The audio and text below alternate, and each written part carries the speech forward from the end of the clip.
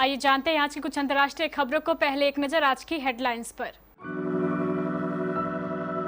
संसद में राघव चड्ढा का शायराना अंदाज, दिल्ली सेवा बिल पर गृह मंत्री को दी आडवाणीवादी बनने की नसीहत। राहुल गांधी लोकसभा सदस्यता बहाल होने के बाद पहुंचे संसद, गांधी की प्रतिमा को किया नमन। 3 महिला जजों का पैनल, 42 स्पेशल टीमें करेंगी जांच, मणिपुर मामले में सुप्रीम कोर्ट का आदेश। अभिषेक मनु सिंघवी चले थे पीएम मोदी पर तंज कसने, शायरी मारने में मनमोहन सिंह को ही लपेट लिया।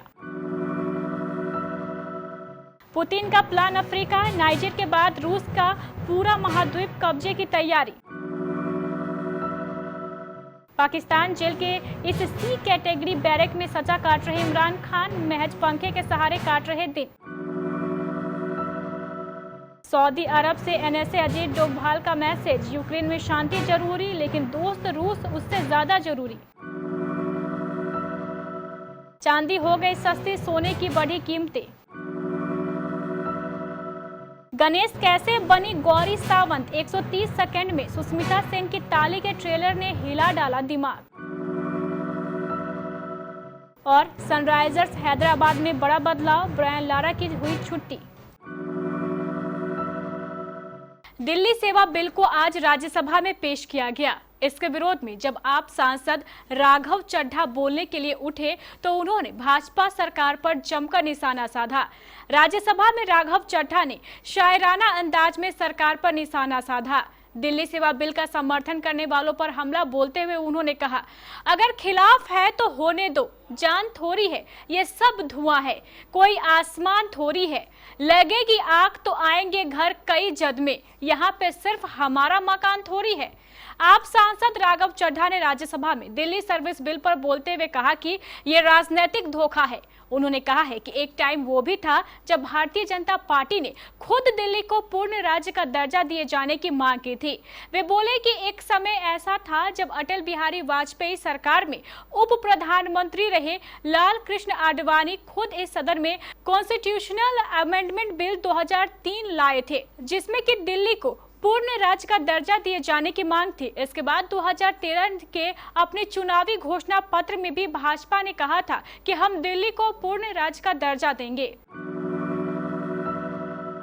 कांग्रेस नेता राहुल गांधी लोकसभा की सदस्यता बहाल होने के बाद आज संसद पहुंचे। राहुल गांधी जैसे ही संसद भवन के परिसर में अपनी गाड़ी से नीचे उतरे, वैसे ही वहां मौजूद उनकी पार्टी और कुछ अन्य सहयोगी दलों के सांसदों ने उनका स्वागत किया तथा उनके समर्थन में नारेबाजी की।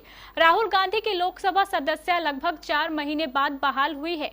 संसद भवन पहुंचने के बाद राहुल गांधी ने सबसे पहले महात्मा गांधी की प्रतिमा को नमन किया और फिर लोकसभा की कार्रवाई में शामिल हुए।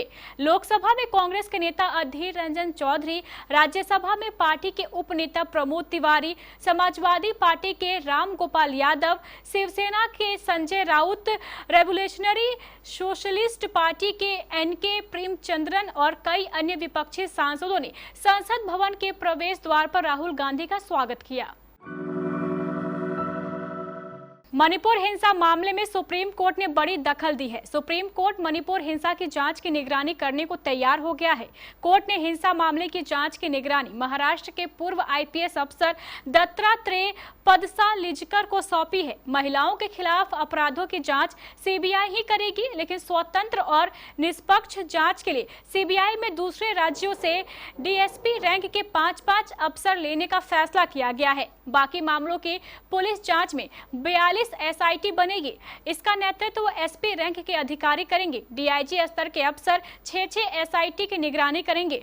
3 पूर्व हाईकोर्ट जजों की अध्यक्षता में एक समिति का गठन होगा जो मणिपुर में राहत पुनर्वास की निगरानी करेगी।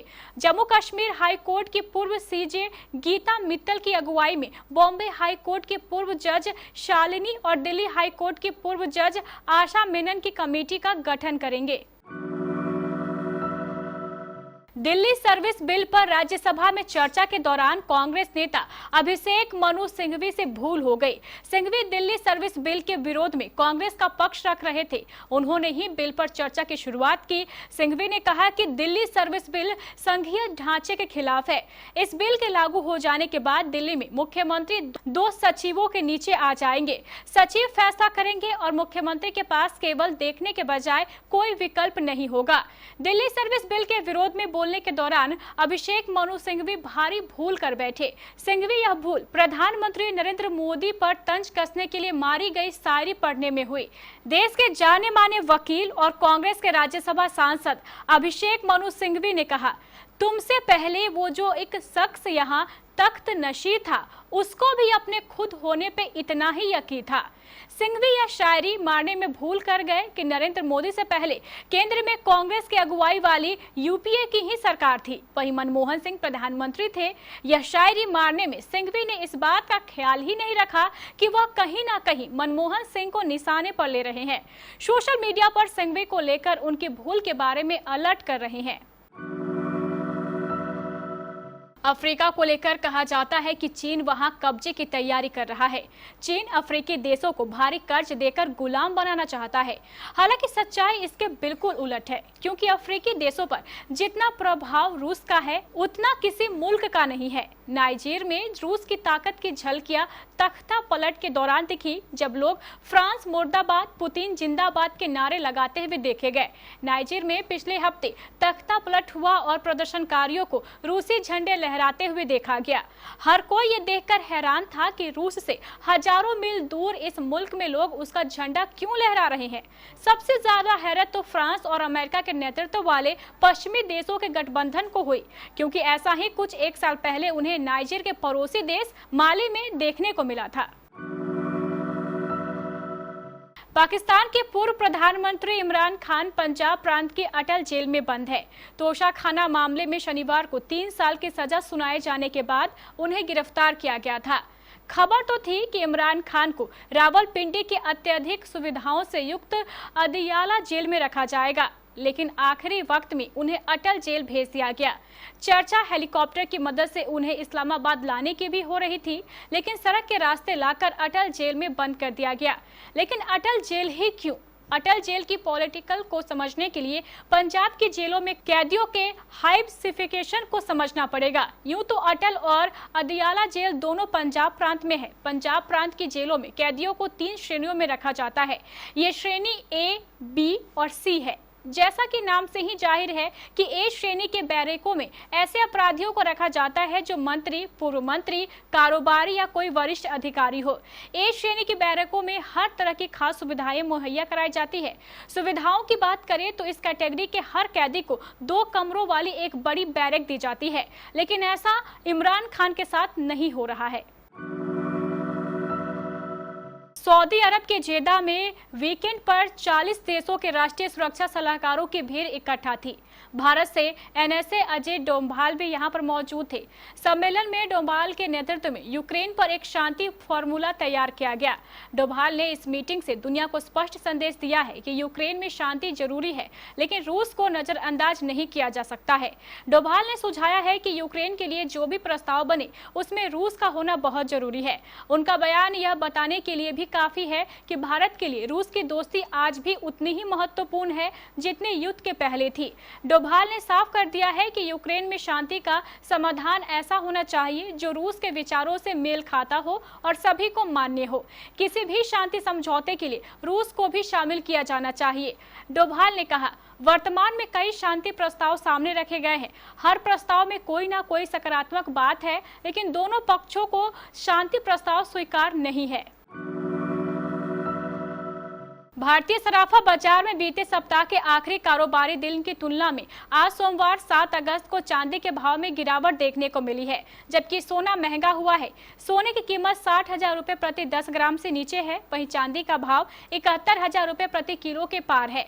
राष्ट्रीय स्तर पर 999 शुद्धता वाला 24 कैरेट के 10 ग्राम सोने की कीमत 59,345 रुपए है, जबकि 999 शुद्धता वाली चांदी के भाव 71,925 रुपए किलो है। बॉलीवुड एक्ट्रेस सुष्मिता सेन की अपकमिंग वेब सीरीज ताली, जो कि 15 अगस्त को जियो सिनेमा पर रिलीज हो रही है, उसका ट्रेलर रिलीज हो चुका है। इस सीरीज में actress social activist Gauri Sawant का किरदार निभा रही है। इसमें वो सच्ची कहानी दिखाई जा रही है कि कैसे गणेश आगे चलकर गौरी बन जाता है और ट्रांसजेंडर कम्युनिटी से जुड़ जाता है। इस ट्रेलर में यह भी दिखाया गया है कि गौरी का सफर आसान नहीं रहा, काफी उतार चढ़ाव देखने को मिलता है।